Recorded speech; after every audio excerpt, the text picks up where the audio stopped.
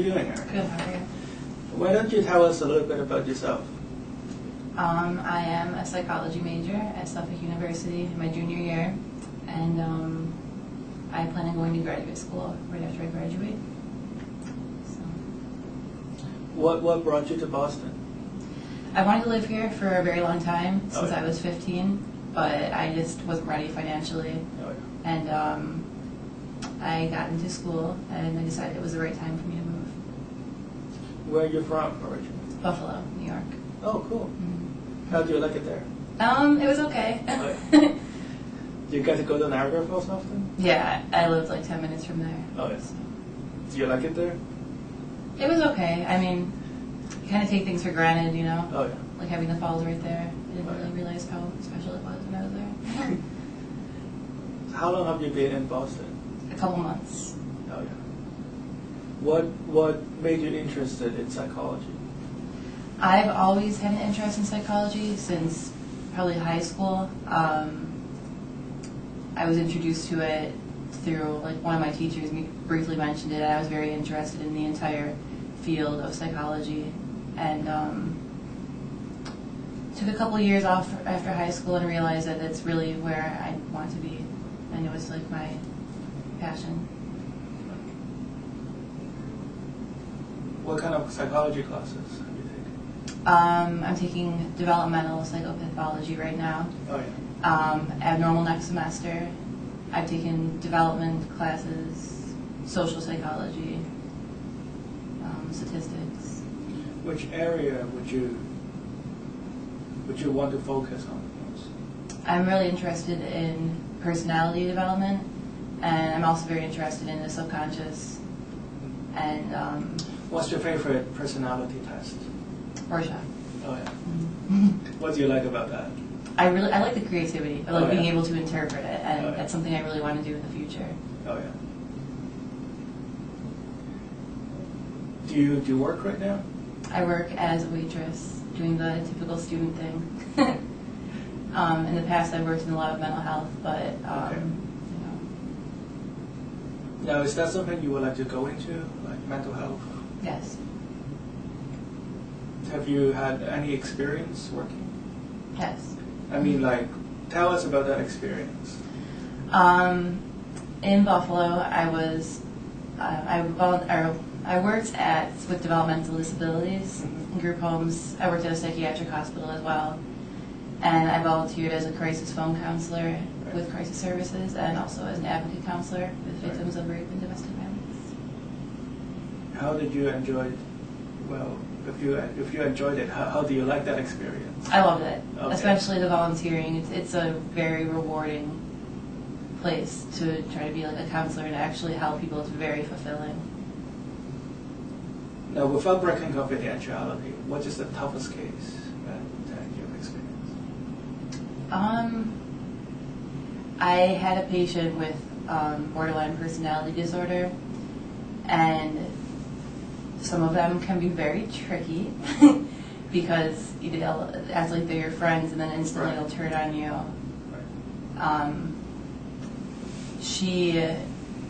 Something happened where she acted like she was calling me for my help, so I asked her what she needed, and she said nothing. So I walked away, and then all of a sudden she started like running at me, and she was like, "Don't walk away from me!" And it's like, well, she said I didn't mean anything. So it can be really stressful because you don't know what to do in a situation like that. But luckily, I was able to handle it well, where she didn't get aggressive or anything, more so than Charity was. Was she an inpatient? Mm-hmm. What do you know about hypnosis before you come into this room? I know that it's a way of bringing out your subconscious. I did have it done once before, and Oh, really? yeah, my experience was very good, and I recommend it to everybody that Tell I us come about across. that experience. It was in Western New York, and it was past life regression. Really? Yeah, and I was a little skeptical beforehand because I've never had it done before, so you don't know what's going to happen. I wasn't even sure at the time if I believed in past lives, and to this day, and it was about 2 years ago, but to this day, everything is so vivid. Like it was like I was there. It was amazing. So. what did you find out about your past life? Well, I didn't find out as much as I wanted to. Okay. I couldn't really see. I think there was I think the end of my life then was very dark, and I think I might have possibly committed suicide or some horrible death, tragic way. I was a pilgrim, and like I said, everything was very vivid. Like, I could see myself by covered wagons and Right. my log cabin, and Right.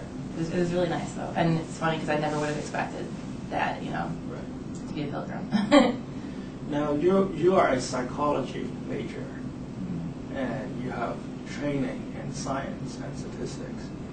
What is your interpretation of the past life phenomenon? It's a tricky question. I think it depends on each person and whether they choose to believe in it, as to whether they can actually go back to one. I believe that everybody has one, at least. I mean, in that one I actually went back to 2 different lives. The second one was very brief. But I believe that by finding out about your past lives and who was there and how you were, you can relate it to this life a lot and learn a lot about yourself.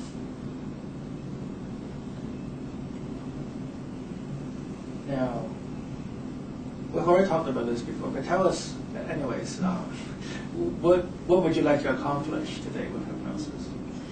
I would like to find out more of my possible underlying fears, the reason why I am the way I am today, possibly of why I couldn't really place certain negative traits in myself, or figure out why they were there.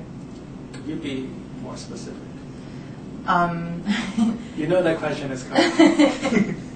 Like, I can't trust people, and I know, I've had bad experiences in this life, but I've always thought that there might have been something that happened to me that I don't remember, whether it's in this life or a past one, that I kind of kept with me, that could stop me from being the person I really want to be. Like, I'm not as I have very low self-esteem, I have very low confidence, and it keeps me from getting places, I think. Now, do you just want to find out why or how you become this way, or do you want to change? I want to change. Definitely. Well, you're like a psychology major, so we can talk a little bit more like psychology right now. One of the things that I find, I'm not complaining, right? But if somebody do a pure analysis session, most people come out knowing and learning a lot about themselves. Like, they would know why they smoke, they would know why they're overweight, they would know why they are right there. But at the end of 1 year of analysis sessions, they don't really change. So they know why they smoke, but they haven't changed their habits. So this is where I'm coming from. What would you like to change most after learning from how you become who you are?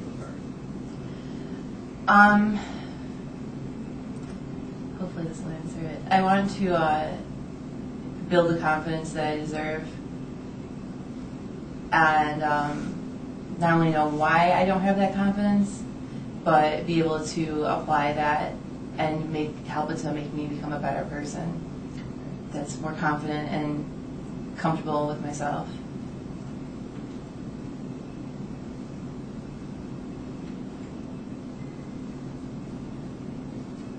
Now, you've talked about how you might possibly attribute some of your traits right now to some experience in the past. And share only the thing that you would like to share with us, especially seeing that, this is not confidential. So, but share with us whatever you can about what you think makes you who you are right now, or what you think is the underlying thing about things that you would like to improve. Like the reasons? Why am I the way I am? Not why, as to how you become. How I become? Yeah. Bad experiences with friends, boyfriends. How do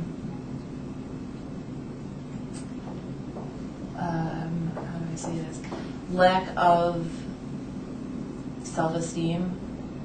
Growing up, I didn't really have a good model to show me to be very comfortable with myself and to feel confident at all times.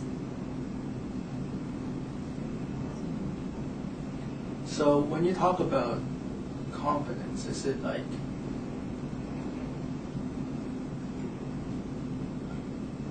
be more specific about confidence, like which area of your life do you find that you feel you can use more confidence or trust? With relationships, friendships as well, but mainly dating relationships. I have a hard time opening up to anybody. I put up a barrier. Right. With confidence, it's taken me a very long time, but luckily with the help of some good friends, to realize the potential that I have, and not just with psychology, but I model as well. So with modeling, Your model? yeah, Wow. sort of kind We of. didn't know that. Yeah, I use the psychology thing first and the modeling thing second. But So this is more like interpersonal kind of issue that you would like to focus on, right? yeah, I think there's also more intra-personal too, though, that I might not know of. Tell me about that. What's going Um, going on in your mind?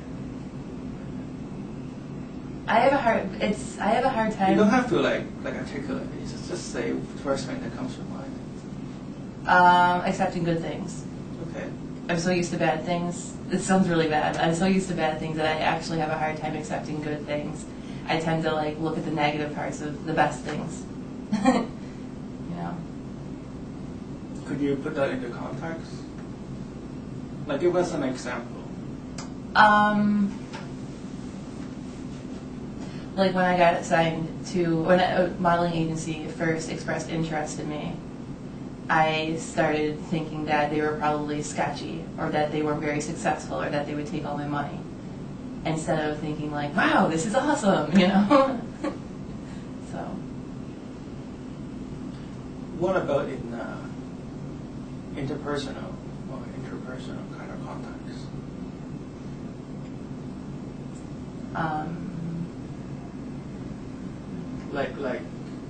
Do you see the bad side of a good thing when it comes to friendship and relationship?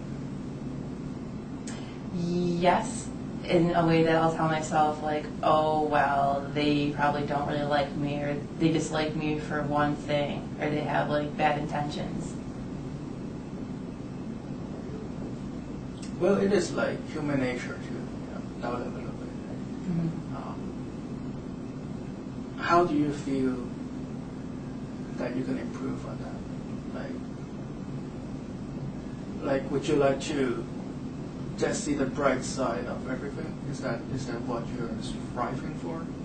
No, but yes, I do want to see the bright side, but of course, with everything and everybody, there's good things and bad things. I mean, everybody has good traits just as well as bad ones. Right. Unfortunately, I tend to just focus on the bad ones. So, yes, I would like to look at the bright things as well as see the bad things. See it more clearly, I guess, basically.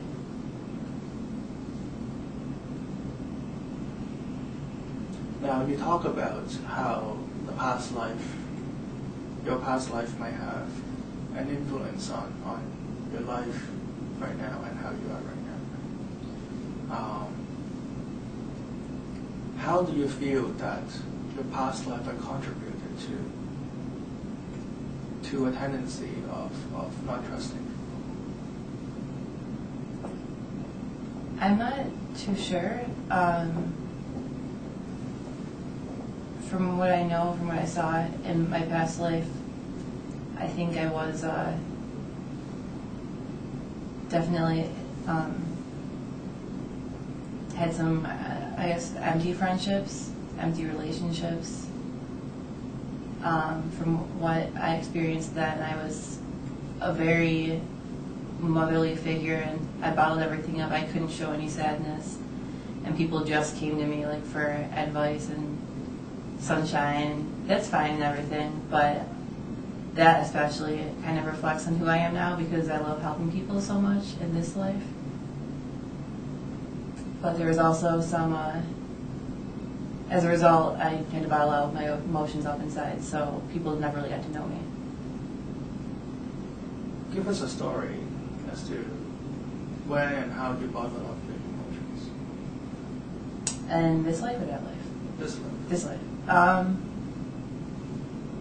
It's actually kind of ironic because it really reflects that life. But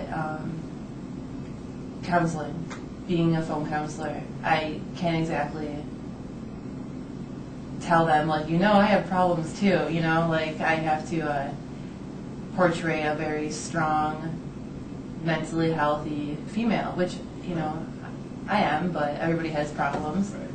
And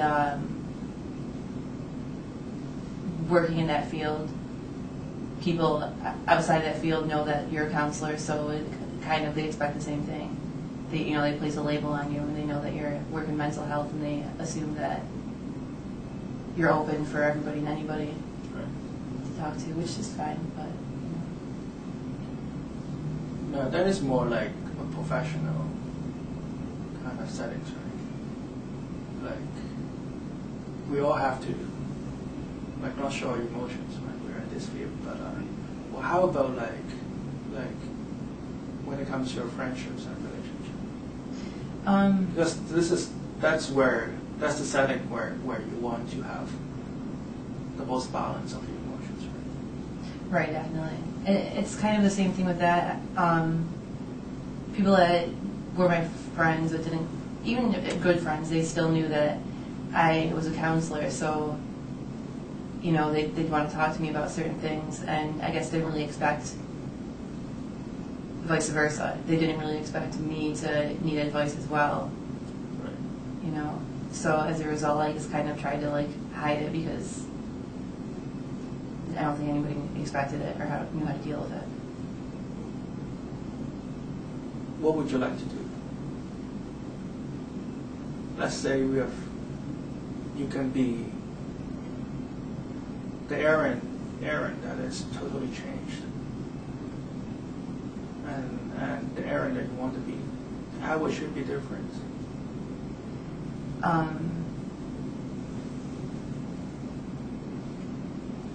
More self-esteem, not let the littlest thing set me back so much. Okay, that is a very valid answer, but once you go back to the bottling up of emotions, let's go forward and let's all pretend that this today worked out perfectly, and I'm the best, and you're the greatest patient ever. 5 days from now, or 10 days from now, you're this person that you want to be. How would you handle your emotions differently?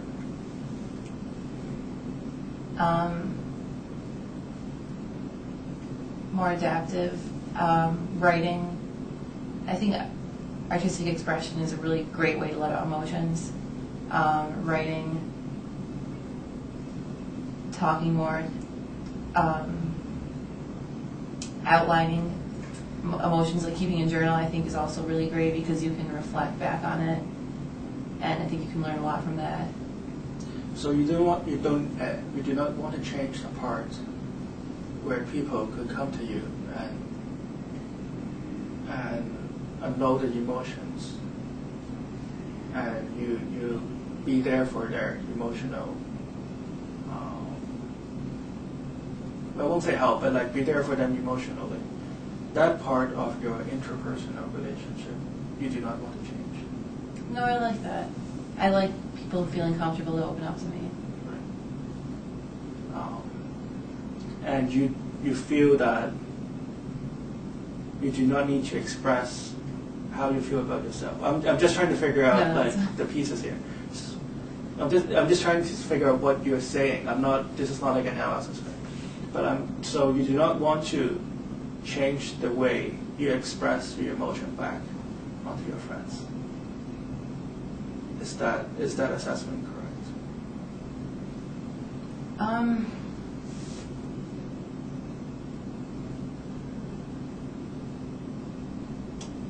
Yes, sometimes. You said that with great hesitation, and I have to ask you. Well, I wonder because, there are some friends that I can talk to, and then that's where the whole trust thing comes in. It's like, I don't want to open up to people I don't know too well, and people that are my friends, but I'm just not sure if I have that trust in them, where I'd be able to open up to them. Okay. The question is, we can help you open up to them, right? The question is that what you want to do? It is what I want to do, but I'm afraid of getting hurt again, I guess. It is what I want to do, but...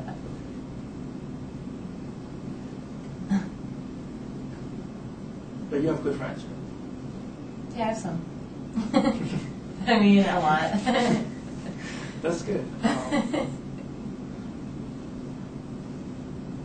So you feel, how would you feel when you're able to open yourself up and just, express your emotion back to your friends? It feels good as long as I know they're listening. Sometimes, and my friend has actually told me this, it's like I open myself up too much. Not too much, but to me that's what I think. Okay. And I realize it, and he says it's like I put up a visible glass wall, like all of a sudden it's like, oh no, I'm opening up too much, and then like I put up a wall and instantly close down, How long have you known your friends? Like the friends that you can really talk to? That I can really talk to? A couple of years. How much time do you spend with them? Well, a bunch of them still live in Buffalo, but we do talk on the phone like every night. Right. Okay. Is there any rational reason not to trust them? No.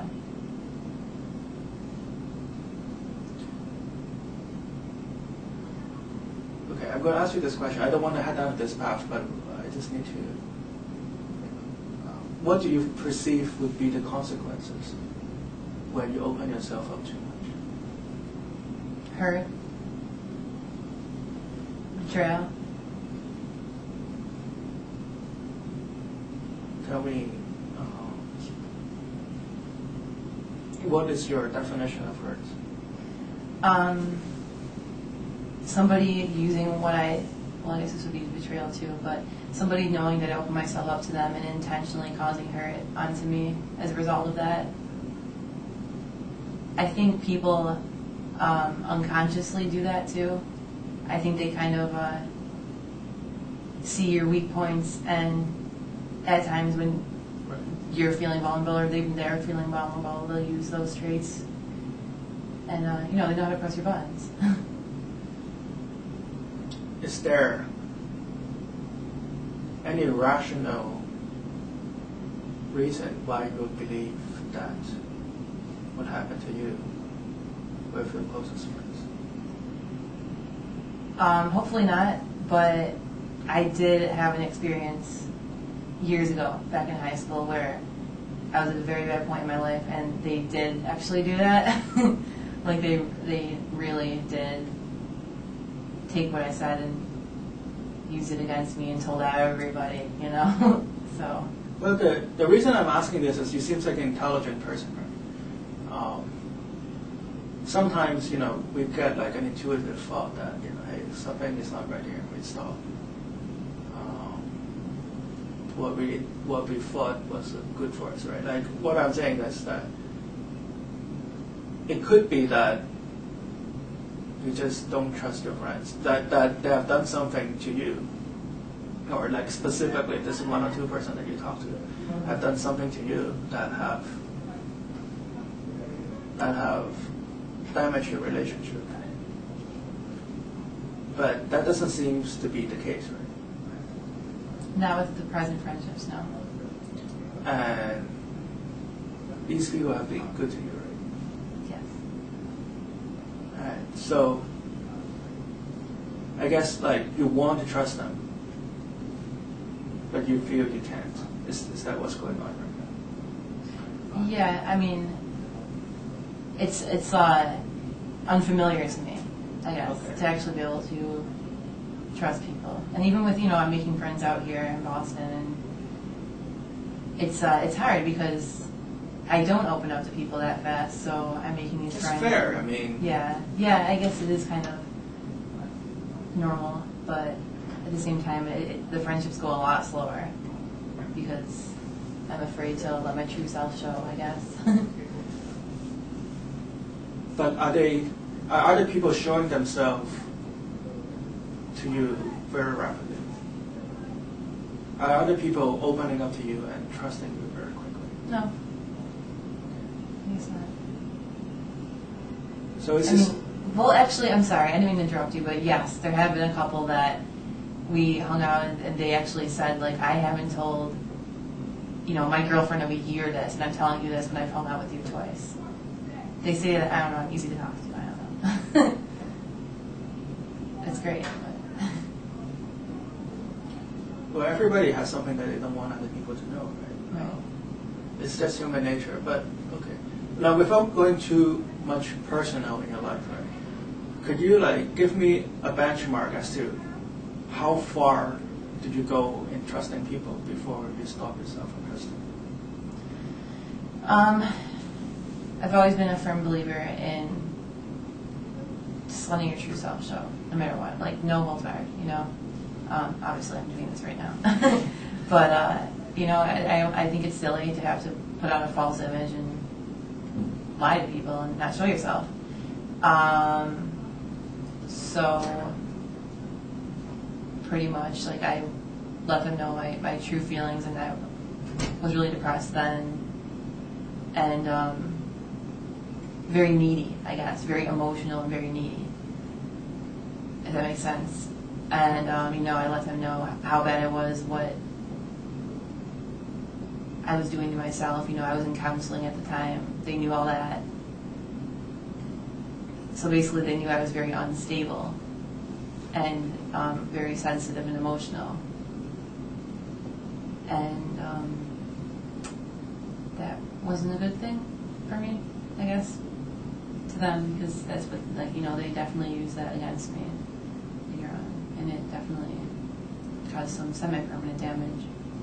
Now, without going too deeply, you can share wherever you feel comfortable, right? But I don't want to intrude too much on your personal life. When you talk about that incident in high school, do you feel that you're over that now? I would love to say that I'm completely over it, but I don't think I'm quite there. I'm close. Do you feel that? Tell me what you mean by you're close. Well, I've definitely realized that they were just bad people that were in my life, and they had bad intentions, and I don't want to associate with people like them anyway. But I wouldn't be the person I am today if it weren't for that. As in, I wouldn't be so leery on opening myself up to people, and so untrusting of certain people, and so concerned that they were going to betray me as well. Now, do you feel that, or do you think that, if you can open up yourself and start trusting your friends the way they're trusting you, do you feel that that will be the last step you need to take to completely be over what you've experienced before? Being able to trust people, and that includes myself. Being able to trust myself, too. The whole... That's something new. Well, I kind of tied it in with confidence and... Okay, explain a little bit to me what you mean by trusting yourself. Just being more sure of myself, like having more confidence in myself. And What is your definition of self-assurance? I feel like you're just replacing one term with another term. well, I kind of was. Trusting myself, I meant like, you know, being able to trust yourself. You have to have confidence and be sure of what you're doing and the decisions you're making. What would be an example when you do not trust yourself? Well, I mean, just lack of confidence, like. Let's say in your professional life when you're doing waitressing or modeling, like what would that manifest into that part of your life? Like with waitressing? Yeah. Or, with waitressing, I'm probably the type that'll like be afraid of carrying 5 plates because I'll probably throw it all over myself or tripping over something. I would have that fear. Yeah. Or like, I don't know. I don't really. I mean, waitressing is just like a student job, so I really. What about like other areas of your life? Yeah. Like with modeling, it's really weird for me. For all these photographers to want to photograph with me, and for like multiple agencies to show an interest in me, it's like.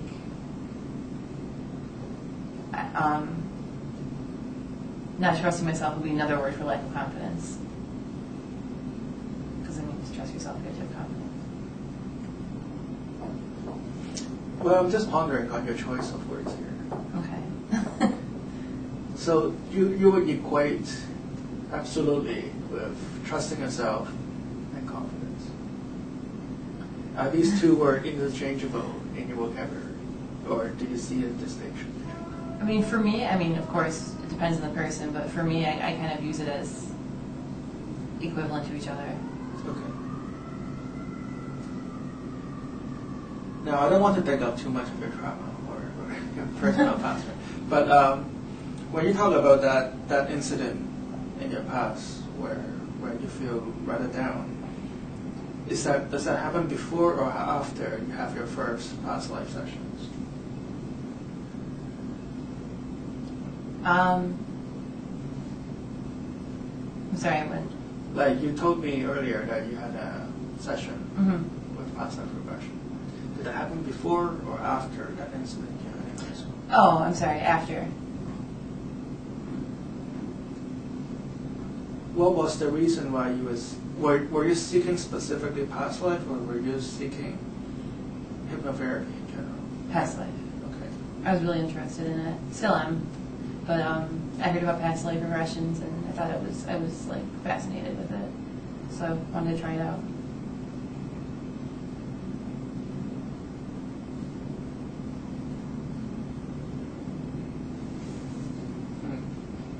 So, what was your impression of past life regression before you had the first session? Before? Yeah. It was almost like too good to be true. Like, Right. I didn't know that type of thing existed. And when I heard about it, I thought it was like so fascinating. Right. And, you know, like I said, me at the time, I wasn't too sure if I believed in past lives. So I was skeptical. So I wanted to try it out and see if there was people that showed up that I knew now, and see if I could make any sense out of the relationships that existed with them now because of them. So, soulmates, I guess. Or I don't like to use the term soulmates because, you know, but people that are in your multiple lives that you have relationships with was the reason why I was very interested in that particular aspect of it. Did you know that before you walked into that session? I heard that could happen. I mean, I thought it would be rare. I thought maybe I'd find like one person, maybe, but I actually found, I think, 3. Okay. So it was very fascinating.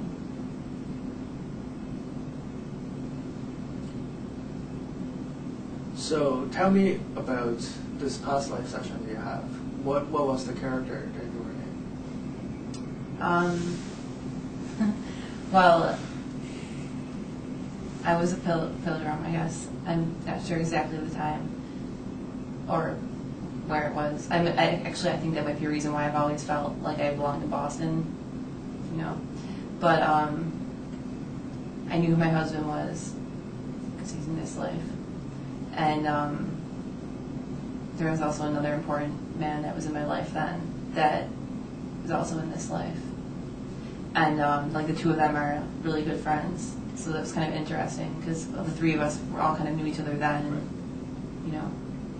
I'm curious, how do you draw that connection between what you see in your past life and whom you believe are the people in your present life that you thought were connected? Oh, like how did I know it was them? Yeah. Actually, it was really weird because I saw their face then, and then like in the regression, it slowly like faded into their present face. Like it was almost like the conscious way of telling me like, hey, you know this person, you know, and like letting me know who it was. Right. But like that, literally, that's how it was. It was kind of just like faded into like the face now, and then went back to that face. If you can remember, how did the last hypnotist took you back to your past life?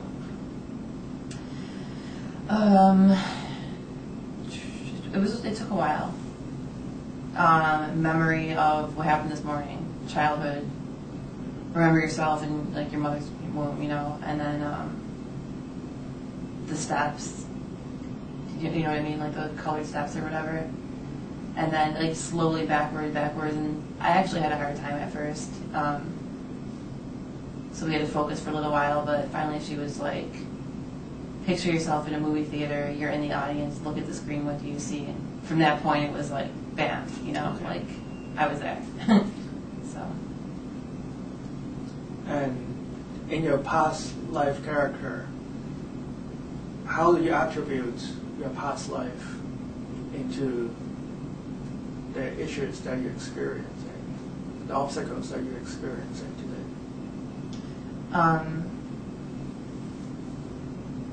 Well, the main thing was my nurturing, caring personality, codependency. I was strong then. Like, I did a lot. Apparently I was like, I did like herbal medicine or something like that. I'm not really sure. But I couldn't show any sadness. But I loved for people to come up to me and talk to me, and they depended on me for the happiness and to be able to talk to me about their issues. And, I couldn't let them know about my issues. All right.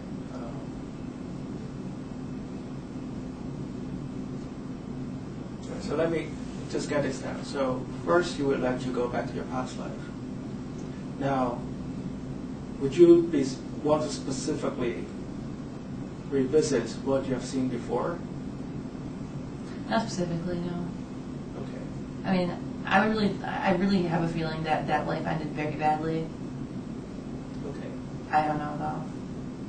I mean, I did jump from that life to another one. I don't remember if my hypnotist took me there or if it was just, all of a sudden. Which could, It happens quite a lot. Really. How do you describe your second experience? It was actually really short because, like, Okay. it had been a while, like, in the session, and I guess, like, the more conscious part of me was starting to come out. So just, like, length of time, but it was nice. Once again, like, I didn't get to see too much of that life especially, but in that life, I guess I was a piano teacher. I guess at Victorian times, I think. But that's also very interesting because I used to be a music therapist major, and I've always been very into music. So. How did you come to the conclusion that you're a piano teacher? Were you teaching piano? Mm-hmm. And that's what you saw? Mm-hmm. It was just like me, and then there was a student next to me. On to the one previous, with you being this motherly figure, how did you come to the conclusion that you were this motherly figure? And the Yeah, in the pilgrim. pilgrim one? Well, first of all, how did you come to the conclusion that you were a pilgrim?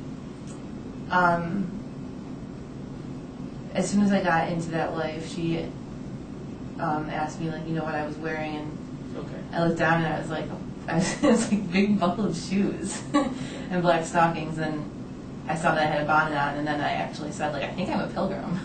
Okay. So.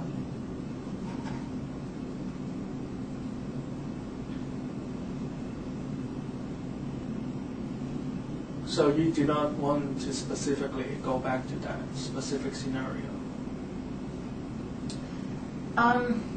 Or is there something that... It sounds to me like you were there, and you already gave this a lot of thoughts, right? And there are things that you want to go back there to figure things out. Is that what you were thinking? Yeah, I mean, I really would like to eventually one day find out more about that life, but I know that there's so many. I mean, I don't know, maybe that there's not, but I feel like there's other ones to explore as well. Right.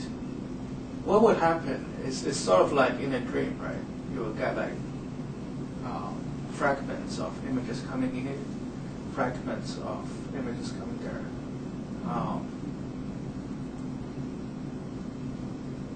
So we may have to do some detective work afterwards. You know, it may not be that you're in a completely different life, right? You know, you may be a piano teacher before you become a pilgrim, or maybe the pilgrim later on become a piano teacher. Sometimes, from my experience, is that sometimes people could like switch character from places to places. That can happen too. So it could be like a completely free kind of thing that you may see something that you may not be expecting to see, but which are also relevant, I think. Like there's a reason why your unconscious mind directed you to those kind of images. Right. Yeah. All right. So we want to take care of that, and you want to feel. Okay, let's go back to the trusting issue. Just very quickly. Okay. So right now, the situation is you just want to open up a little bit more to your friends. You don't want to open up completely, right? So is that what you want to do? No, not completely. I just want to have. How do you say it? I don't want to always be looking behind my back, like wondering like who's ready to like stab me in the back, because there's probably nobody there, you know. You just want to feel comfortable when you express yourself, right? I think that would be I won't say better, but a clearer kind of assessment, right? Yeah. Like I don't think it makes sense for you to open up yourself completely. Right. It just doesn't make sense. Right. It also doesn't serve you any good to have this wall, to feel that you are in this like cubicle, right? Right. So at the end of the day, you may not be sharing more emotions. You will just feel more comfortable in sharing emotion, right? Right. Would that be a more clear assessment? Yeah. Okay. It makes more sense. So like, at the end of the day, you may not, on the phone, you may not tell your friend any more than what you're telling her right now. But when you're talking to her, you will just feel, more free. Yeah, exactly.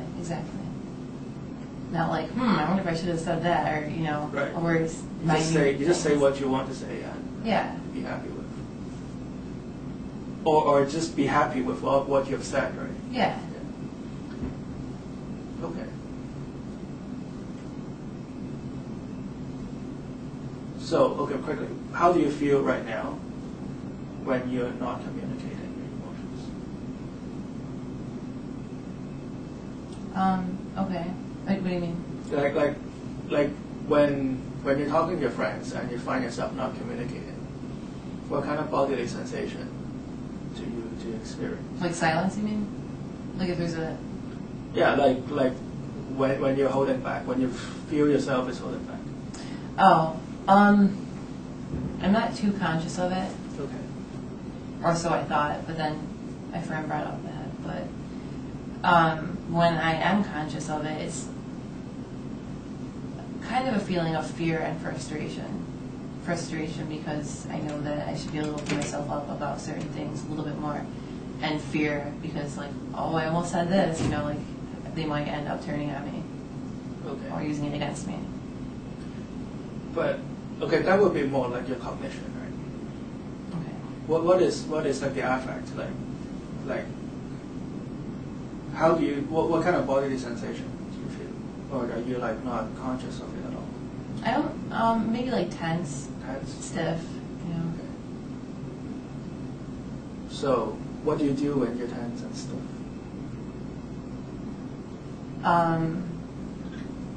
Probably smoke a cigarette. Let's not go there. I know. We have 1 hour. But no, that's one thing I do know, because Okay. when I'm out in public a lot, that's usually when I smoke, because I'm nervous and tense about the people around me, so. And when you're doing that, what kind of thoughts go through your head?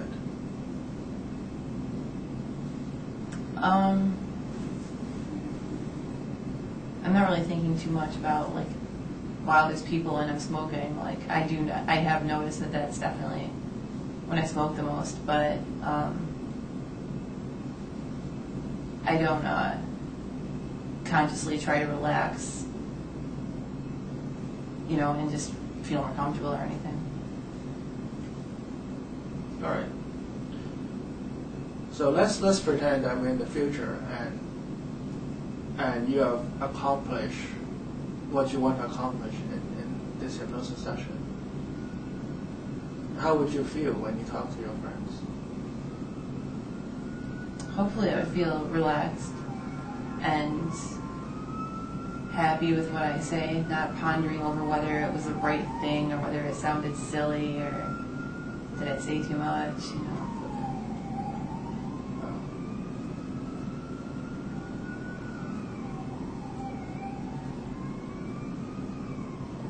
So I asked you how you feel, and you gave me all the answers. So we basically covered. You feel relaxed. What you would do is you would talk more freely,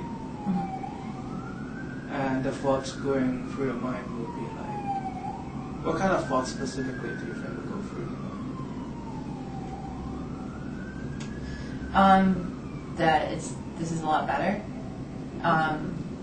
I think I honestly think I would value the friendship more as well, because, you know, I'd be happier and I'd be more comfortable and just being able to appreciate it for what it is, despite, you know, how much we actually talk about, like, deep, meaningful, emotional issues or whatever.